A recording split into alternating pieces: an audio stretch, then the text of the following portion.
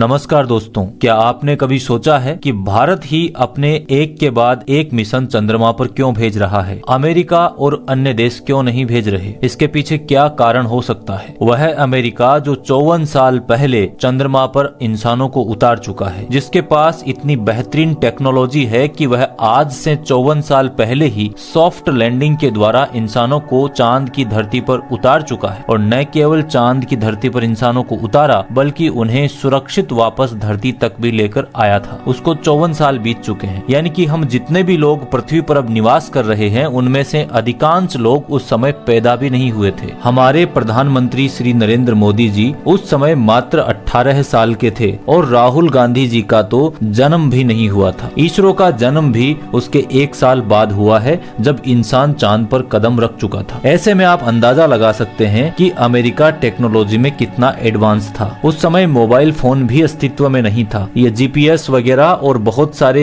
Locations आज के समय में हम देख पा रहे हैं। वह अमेरिका जो टेक्नोलॉजी में इतना एडवांस होने के बावजूद भी आज चांद पर जाने से क्यों डरता है? ऐसे में सवाल तो उठेंगे ही। अमेरिका दुनिया से क्या छुपा रहा है? साथियों, आप सभी यह जो तस्वीर देख रहे हैं, वह चांद की धरती पर उतरे इंसानों की है, जो चांद की धरती पर कदम रखकर अमेरिका का झंडा लगा रहे हैं। जिस तरह से आज चंद्रयान 3 का सफल लॉन्चिंग पूरी दुनिया में चर्चा का विषय बना हुआ है, बिल्कुल उसी तरह 54 साल पहले अपोलो मिशन की लॉन्चिंग ने हर किसी को हैरान कर दिया था। यही वह मिशन था जिसके तहत पहली बार इंसान इस प्लेनेट को छोड़कर बाहर निकला था। अपोलो 11 मिशन में commander Neil Armstrong, commandant module pilot Collins और lunar module pilot Buzz Aldrin शामिल थे। एडवेंचर सफर की शुरुआत में तो सभी बहुत ही ज्यादा एक्साइटेड थे, लेकिन चांद पर कदम रखने से मात्र चंद मिनट पहले उनके साथ कुछ ऐसा हुआ कि धरती पर मौजूद नासा मिशन कंट्रोल के सभी एक्सपर्ट्स सकते में आ गए। यहाँ तक कि इन एस्ट्रोनॉट्स को भी यह लगने लगा था कि वे पृथ्वी पर कभी नहीं लौट पाएंगे। तो आखिर ऐसा क्या हुआ था उनके साथ? चांद की सतह पर उन्हें क्या क्या मुसीबतों का सामना करना पड़ा और कैसे उम्मीद खो देने के बाद भी ये धरती पर सही सलामत वापस आ सके? 16 जुलाई 1969 का दिन था। एक विशालकाय रॉकेट अपोलो 11 को आसमान में उड़ाने के लिए बिल्कुल तैयार खड़ा था। एस्ट्रोनॉट्स भी अपनी तैयारियां पूरी कर चुके थे। पूरी साइंटिस्ट टीम भी बहुत ही ज्यादा एक्साइटेड थी। लॉन्चिंग प्लेस में काफी भीड़भाड़ थी। कैमरामैन के साथ शूट करते न्यूज रिपोर्टर्स और उम्मीदों से भरी नजरों से अपोलो 11 को देखते दर्शक माहौल को बहुत ही खास और यादगार बना रहे थे। मिशन की लॉन्चिंग को 10 लाख लोगों ने समुद्र के किनारे और राजमार्गों से देखा था। वहीं घरों और ऑफिसेज में मौजूद 60 करोड़ लोग अपने कामों को साइड में करके लाइव ब्रॉडकास्टिंग के जरिए ऐतिहासिक घटना के गवाह बन रहे थे।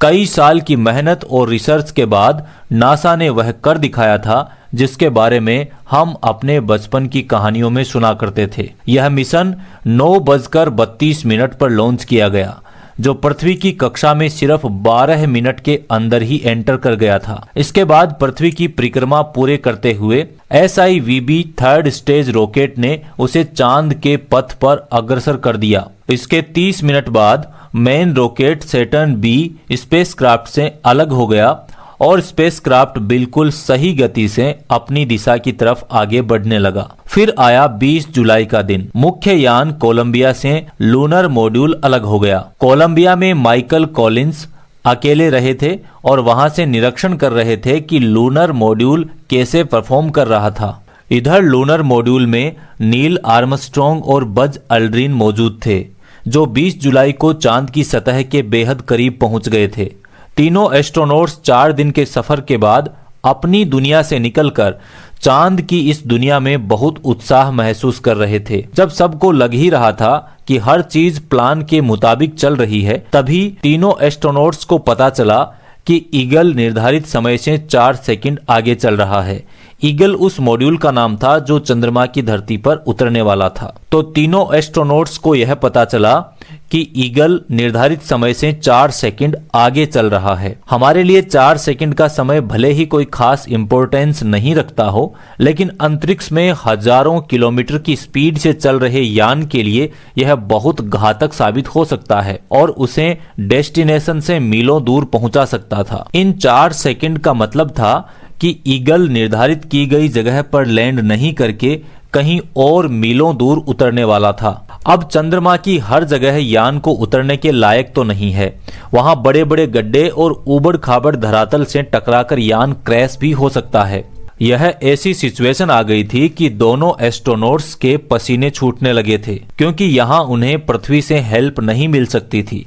अब अंतरिक्ष यान और चांद की दूरी भी महज कुछ ही किलोमीटर की शेष रही। तभी एक और मुसीबत ने दस्तक दे दी, जिससे एस्ट्रोनॉट्स की हालत और भी ज्यादा खराब हो गई। असल में अपोलो 11 का गाइडेंस कंप्यूटर खतरे का संकेत देने लगा और जब इसकी सूचना धरती पर भेजी गई तो नासा के मिशन कंट्रोल सेंटर में हड़कंप मच गया। सब सोच में पड़ गए कि आखिर कंप्यूटर ऐसा संकेत क्यों दे रहा है। थोड़ी देर जांच के बाद एस्ट्रोनॉट्स से कहा गया कि कंप्यूटर ओवरलोड की वजह से ऐसा एरर शो कर रहा है, जिसे नजरअंदाज करके आपको मिशन पर आगे बढ़ते रहना है। इसके बाद सबकी जान में जान आई और वो चांद पर लैंडिंग की तैयारी करने लगे। तभी नील आर्मस्ट्रॉन्ग की नजर बाहर गई। उन्होंने देखा कि ऑटो पायलट कंप्यूटर एक बड़े गड्ढे के पास यान की लैंडिंग करा रहा है। इसके बाद उन्होंने तेजी दिखाई और यान के ऑटोमेटिक सिस्टम को बंद करके यान का कंट्रोल अपने हाथों में ले लिया। फिर उन्होंने ऐसी जगह ढूंढना शुरू किया कि जहां यान को बिना किसी नुकसान के उतारा जा सके। आखिरकार काफी मुश्किलों के बाद चांद पर कदम रखने का समय आ ही गया और 20 जुलाई को 20:17:39 ISD पर ईगल यान की चंद्रमा पर सही सलामत लैंडिंग हो गई। इसके बाद नील आर्मस्ट्रॉन्ग ने लैंडिंग की सूचना कोलंबिया में मौजूद कॉलिंस को दी। चांद पर लैंडिंग के 6 घंटे बाद यानी 21 जुलाई को नील आर्मस्ट्रॉन्ग चांद की सतह पर अपना पहला कदम रखा, जिसकी तस्वीर शेयर करते हुए कहा कि यह इंसान का एक छोटा सा कदम है, लेकिन इंसानियत के लिए बहुत बड़ी छलांग है। उसके बाद दोनों एस्ट्रोनॉट्स अगले 3 घंटे तक चांद की सतह पर अलग अलग एंगल से फोटो खींचे, वहां से पत्थर कलेक्ट किए, मिट्टी के सैंपल उठाए ताकि पृथ्वी पर इन सबको जांच के लिए साथ में लाया जा सके और चांद से जुड़े रहस्यों से पर्दा उठा सकें जो किसी को अभी तक पता नहीं थे। नील आर्मस्ट्रॉन्ग ने अपने यान ईगल की भी तस्वीरें ली थी ताकि उसके लैंडिंग के बाद की सही स्थिति के बारे में जांच की जा सके। चारों तरफ रिकॉर्डिंग की गई। दोनों एस्ट्रोनॉट्स कंगारू की तरह उछलते हुए आगे बढ़ते हुए नजर आ रहे थे। चांद की ग्रेविटी कम होने की वजह से वहां चलना मुश्किल हो रहा था। उन्होंने अपने सारे मकसद को पूरा किया और वहां अमेरिका का झंडा भी फहराया और उसे सैल्यूट भी किया और उसके बाद यूएस प्रेसिडेंट से फोन पर बातें की, जिसे पूरी पृथ्वी पर मौजूद लोग लाइव देख रहे थे। यह बहुत गर्व का माहौल था, जिससे न सिर्फ नासा और यूएसए के सीने चौड़े हुए, बल्कि इससे पूरी दुनिया के इंसानों द्वारा हासिल की गई एक बहुत बड़ी अचीवमेंट के तौर पर देखा गया। यह लाइव प्रसारण कम से कम 60 करोड़ लोगों ने देखा और वो इतने हैरान थे क्योंकि उन्हें अपनी आंखों पर विश्वास नहीं हो रहा था कि चांद पर इंसान पहुंच गया है। सबके मन में उस समय यही चल रहा था कि यह मिशन अब पूरा हो चुका है, लेकिन अभी भी इस मिशन की मुसीबतें खत्म नहीं हुई थी। झंडा फहराकर एस्ट्रोनॉट्स जैसे ही मुड़े, उनके सामने कुछ ऐसा हुआ जिससे उनको लगने लगा कि अब वे चांद पर ही फंस चुके हैं और धरती पर कभी नहीं लौट पाएंगे। असल में कम ग्रेविटी की वजह से अंतरिक्ष यान की फ्यूल पाइप पर प्रेशर बहुत ज्यादा बढ़ चुका था और फ्यूल बहुत ज्यादा ठंडा होकर बर्फ का रूप ले रहा था। फ्यूल पाइप का प्रेशर इतना बढ़ चुका था कि अंतरिक्ष यान कभी भी ब्लास्ट कर सकता था।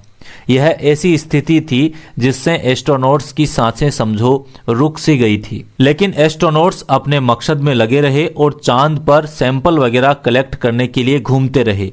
करीब 2.5 घंटे घूमने के बाद उन्होंने देखा कि अंतरिक्ष यान के पाइप का प्रेशर कम होने लगा है और बर्फ भी पिघलनी शुरू हो चुकी है। इससे उन्हें सुकून महसूस हुआ, लेकिन उनकी यह खुशी भी ज्यादा देर तक नहीं टिक सकी। दरअसल अंतरिक्ष यान के दाहिनी ओर लगा एक स्विच टूटकर नीचे गिर गया था, जिसकी वजह से शॉर्ट सर्किट होकर उस भाग का पावर बंद हो गया था। काफी देर ढूंढने के बाद एल्ड्रिन के हाथों वह स्विच तो लग गया, लेकिन उसे ठीक करना बेहद चैलेंज भरा कार्य था। खैर, जैसे तैसे करके उन्होंने उसे ठीक किया और पृथ्वी पर वापस लौटने के सफर की शुरुआत की। इसके अगले 4 दिन बाद यानी कि 24 जुलाई को अपोलो पृथ्वी पर लौट आया। उसके स्वागत के लिए यूएस प्रेसिडेंट खुद गए थे और एस्ट्रोनॉट्स के सम्मान में पार्टी भी रखी गई थी, जिसमें कई देशों के पावरफुल लोगों को इनवाइट किया गया था। तीनों एस्ट्रोनॉट्स ने कई देशों की यात्रा भी की, जहां से उन्हें बहुत प्यार और सम्मान मिला। रातों रात ये एस्ट्रोनॉट्स अब सेलिब्रिटी बन गए थे। तो यह थी चांद पर इंसानों के पहले कदम की अनोखी कहानी। लेकिन हमारा प्रश्न तो यह था कि इतनी सारी टेक्नोलॉजी होने के बावजूद 54 साल पहले इस तरीके से चांद पर इंसानों को भेजकर सुरक्षित वापस पृथ्वी पर ले आने वाला अमेरिका इतने वर्षों तक वापस चांद पर क्यों नहीं गया? इस गुत्थी को सुलझाएंगे अगले वीडियो में, इसलिए चैनल पर बने रहें। चैनल को सब्सक्राइब करके बेल आइकन को जरूर हिट कर दीजिए। अगले वीडियो में हम यह समझेंगे कि आखिर इतने वर्षों के बाद भी चांद पर अमेरिका जाने से क्यों डरता है।